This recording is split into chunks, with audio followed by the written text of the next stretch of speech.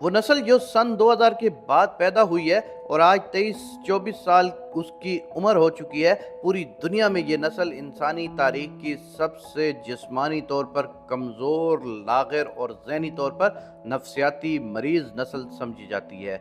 ये जिस दौर में बड़ी हुई है वो तारीख़ इंसानी का सबसे ज़्यादा टेक्नोलॉजी इस्तेमाल करने का दौर है।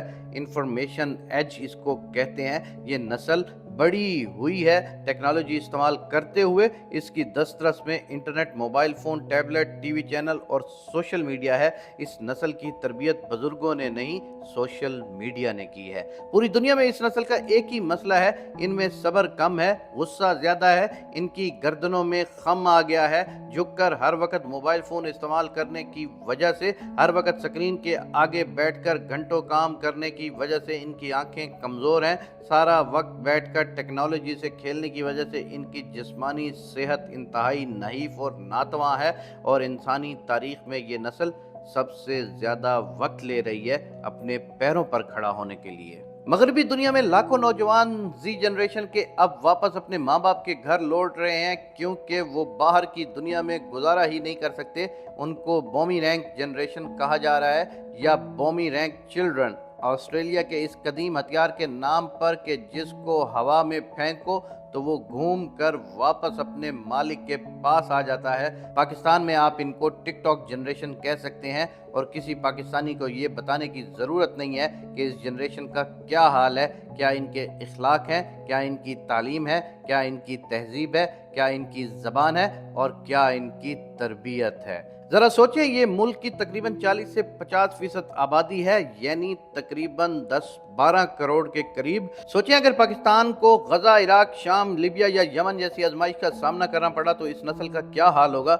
ये लकड़ी से आग नहीं जला सकते, इनको नक्शा देखकर मशरिक और मगरिब का इल्म नहीं है, हथियारों का इस्तेमाल और सर्वाइवल तो छोड़ ही दें। ये धूप में आधा घंटा नहीं खड़े रह सकते, ये 5 किलोमीटर पैदल चल सकते हैं और ना ही कोई नफ्सियाती तौर पर सख्तियां बर्दाश्त कर सकते हैं। ये नस्ल ना जिस्मानी सख्तियां बर्दाश्त कर सकती है और ना ही ज़हनी। इसलिए माशरे में सबसे ज़्यादा शादियां इसी नस्ल की फ्लॉप हो रही हैं क्योंकि इनको रिश्तों को निभाना ही नहीं आता, छोटे बड़ों से बात करने का सलीका ही नहीं आता और मामलात को सुलझाने का सब्र ही नहीं है इनमें।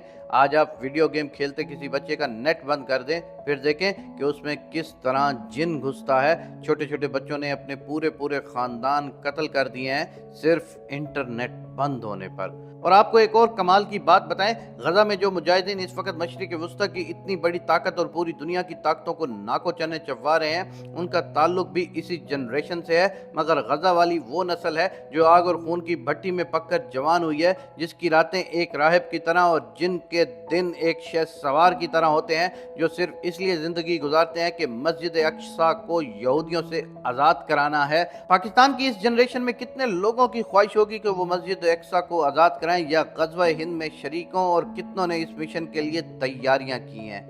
इस सवाल का जवाब इतना तकलीफ दे और खौफनाक है कि इंसान को डर लगने लगता है कि जो नस्ल ना अपने किसी काम की हो और ना पाकिस्तान के किसी काम की और ना ही सैयदी रसूल की उम्मत के किसी काम की, फिर अल्लाह उस नस्ल को क्यों रखेगा।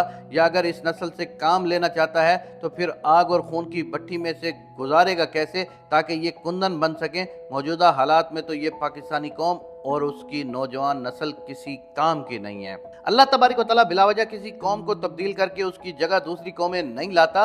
जब पिछली फसल उजड़ जाए तो नई फसल लगाने के लिए खेत में पहले हल चलाना पड़ता है। कौमों के अरूज ज़वाल में तहजीबों के साथ यही होता आया है। गली सड़ी तहजीब या कौम को उखाड़ कर उसकी जगह हल चलाकर फिर नई कौमें वहाँ आबाद की जाती हैं। मेरी इस वीडियो को सदका जारिया समझकर अल्लाह की रज़ा की नीयत से अपने प्यारों के साथ ज़रूर शेयर कीजिएगा। हो सकता है कि आपकी थोड़ी सी मेहनत या कोशिश से किसी की ज़िंदगी बदल जाए और किसी की ज़िंदगी बदलने से हमारी इस नस्ल के अंदर शायद कोई तब्दीली आना शुरू हो जाए। अल्लाह तबारक व तआला से ये दुआ है कि ऐ मेरे पाक रब्बे जुल जलाल, पाकिस्तान को दिन दुगनी और रात चुगनी तरक्की इनायत फरमा। आमीन या रब्बुल आलमीन।